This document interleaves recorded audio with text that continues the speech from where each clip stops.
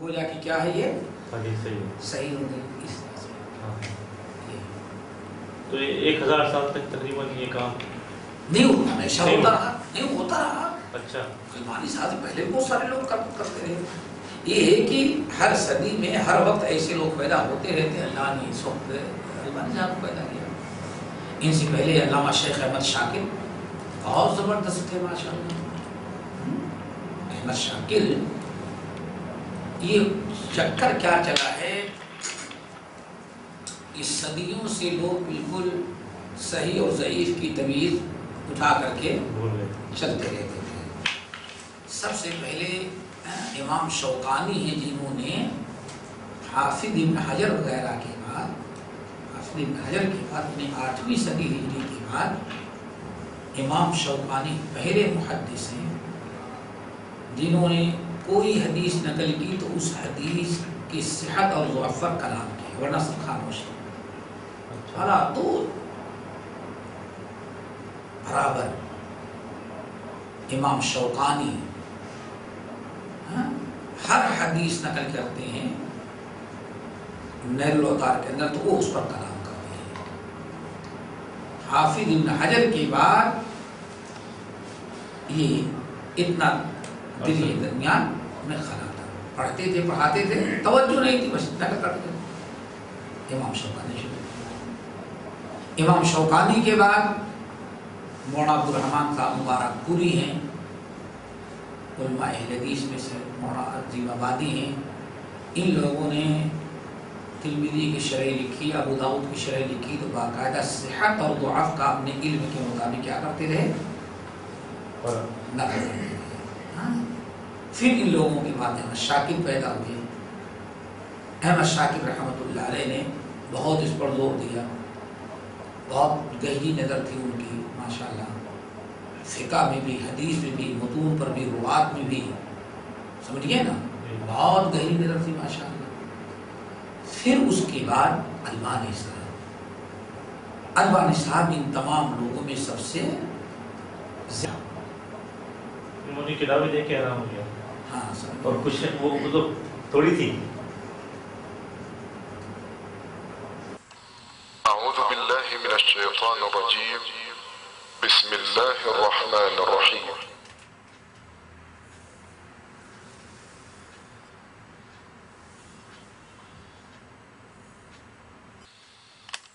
الحمد للہ رب العالمین، الرحمن الرحیم، مالک یوم الدین، ایاک نعبد و ایاک نستعین،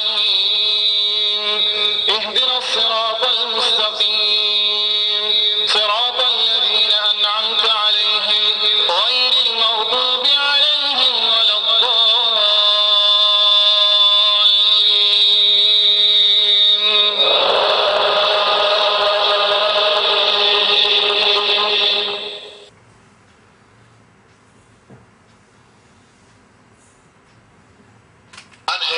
امام بخاری رحمت اللہ علیہ. امام بخاری کو محدثین کی جماعت میں ایک خاص مقام حاصل ہے.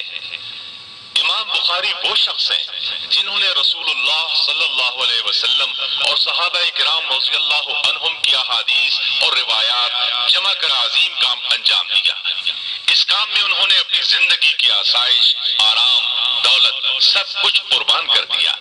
اس کام میں جو کامیابی امام بخاری کو حاصل ہوئی وہ کسی دوسرے محدث کے حصے میں نہ آ سکی. اس لیے آپ امام المحدثین اور امیر المومنین فی الحدیث قرار پائے.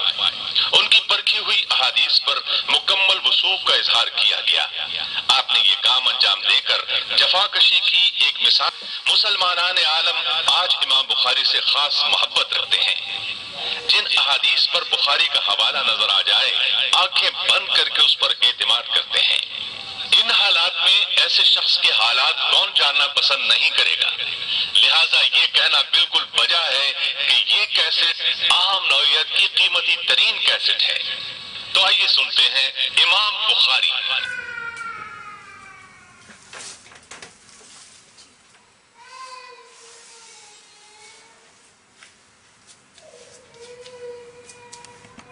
الحمدللہ الحمدللہ وکفا وسلام علی عبادہ الذین اصطفیٰ اما بعد۔ آج درس حدیث کا سلسلہ تھا جس کے بارے میں اعلان کیا گیا تھا، حدیث کی تعریف، حدیث صحیح، ضعیف، حسن، منکر، کیا کہتے ہیں، سند، متن، ان تمام چیزوں کے بارے میں بات گزر چکی، اور الحمدللہ جو ہم نے لکھنے کے لیے کہا تھا بہت سارے لوگ لکھ کر کے لائے، تو اندازہ بھی لگا الحمدللہ کافی حد تک لوگوں کے سمجھ میں بات آئی ہے۔ یہاں حدیث جو مسئلے مسائل والی حدیثیں ہیں ان کو سمجھنے سے پہلے میں نے دو چیزیں کی بڑی ضرورت محسوس کی ہے۔ ایک تو یہ کہ خواہ محدثین کے کچھ حالات جو جن میں سے 7 کو میں نے منتخب کیا ہے جو بڑے ہیں، امام بخاری، امام مسلم، امام ابو داؤد، امام ترمذی، امام نسائی، امام ابن ماجہ، ان کو سیاہ ستہ کہا جاتا ہے ہمارے ہندو پاک کے اندر، اور مسند الامام احمد بن محمد۔ یہ 5-7 کتابیں ہیں، ان کو کہا جاتا ہے جماعت، رواہ الجماعہ۔ جو بھی حدیث کی کتاب ہم شروع کریں گے انشاءاللہ ان میں سب سے زیادہ ان 7 کا تذکرہ آتا ہے۔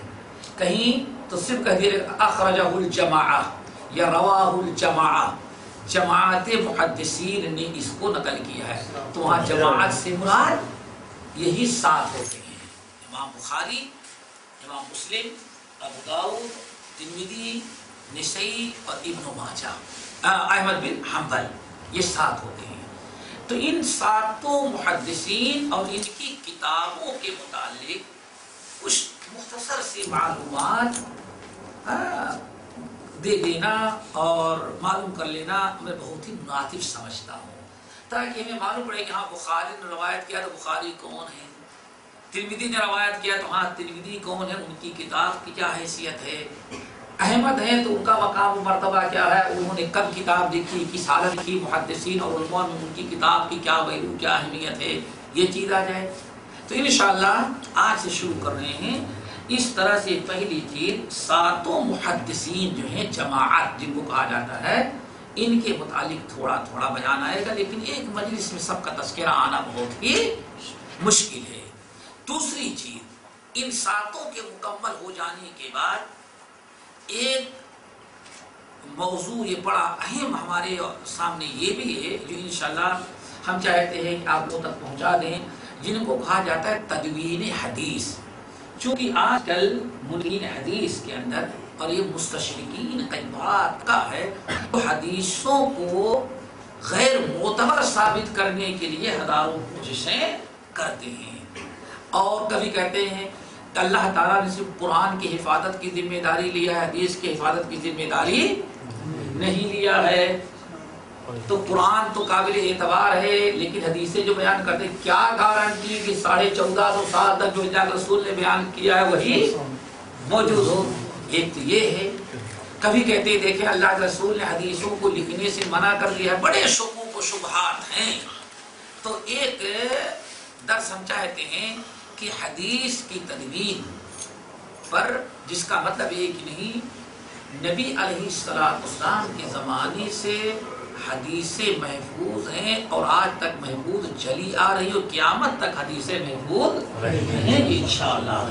اور حدیثوں کے جس طرح سے قرآن کو لکھا جاتا تھا، ایسے بہت سارے لوگ حدیثیں، صحابہ کرام حدیثیں بھی لکھتے تھے، اور اس طرح سے حدیثوں کو جب وہ لکھتے رہے اور پھر حدیث کو لکھنے کے بعد غیروں تک وہ کیسے پہنچاتے رہے، اس کو کہا جاتا ہے تدوین حدیث۔ مقصد یہ ہے کہ ہم یہ ثابت کر دیں، یہ آپ لوگوں کے سامنے واضح یہ ہم ثابت کر دیں اور ہمارے ذہنوں میں بات آ جائے کہ حدیث جس طرح سے اس وقت قابل اعتبار تھی، ایسے ہی آج بھی حدیثیں قابل اعتبار ہیں۔ ان کو کہا جاتا تدوین حدیث۔ اور حدیث کے اندر غلط چیزیں داخل کرنے کے لیے جتنے دروازے تھے، امت کے علماء نے سارے چور دروازوں کو بند کیا ہے۔ میرا خیال ہے یہ دونوں موضوع بڑے مناسب رہیں گے۔ حدیث کا متن، حدیث کی کوئی کتاب شروع کرنے کے پہلے ان دونوں چیزوں کی وضاحت انشاءاللہ مستقبل کے لیے کافی مفید ہوگی۔ تو آج جو سلسلہ شروع ہو رہا ہے وہ یہ 7 محدثین جو ہیں جن کو جماعت کہا جاتا ہے، امام بخاری، امام مسلم، امام ابو داؤد، امام ترمذی، امام نسائی، امام ابن ماجہ اور امام احمد بن حنبل رحمہ اللہ۔ ان ائمہ کے کچھ حالات اور ان کی کتابوں کے متعلق کچھ معلومات پیش کی جائے گی، اور آج شروع جو ہم کر رہے ہیں امام بخاری رحمۃ اللہ علیہ کے حالات سے، چونکہ تمام اہل علم کا اس بات پر اتفاق ہے کہ اصح الکتب بعد کتاب اللہ الصحیح البخاری، قرآن کے بعد سب سے صحیح کتاب اگر اس دنیا میں پائی جاتی ہے تو صحیح بخاری ہے۔ جب تک صحیح امام بخاری رحمۃ اللہ علیہ نے صحیح بخاری نہیں لکھی تھی، امام شافعی رحمۃ اللہ علیہ نے جب اپنے استاد امام مالک کے پاس مدینہ آ کر کے موطا پڑھی، موطا تو پہلے بھی پڑھ لیے تھے لیکن دوبارہ آئے تھے کہ صاحب کتاب سے اس کو پڑھ لیں، تو موطا کے متعلق امام شافعی رحمۃ اللہ علیہ کہتے تھے، امام شافعی کہتے تھے اس آسمان کے نیچے اور زمین کے اوپر ہمارے استاد امام مالک کی کتاب موطا سے زیادہ کوئی صحیح نہیں ہے۔ یہ کب تک؟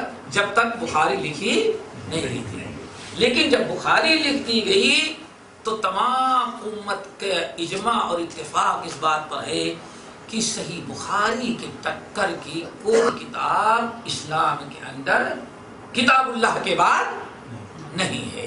اللہ تعالیٰ ہم سب کو امام بخاری رحمۃ اللہ علیہ کی لکھی ہوئی کتاب پڑھنے پڑھانے کی توفیق نصیب فرمائے۔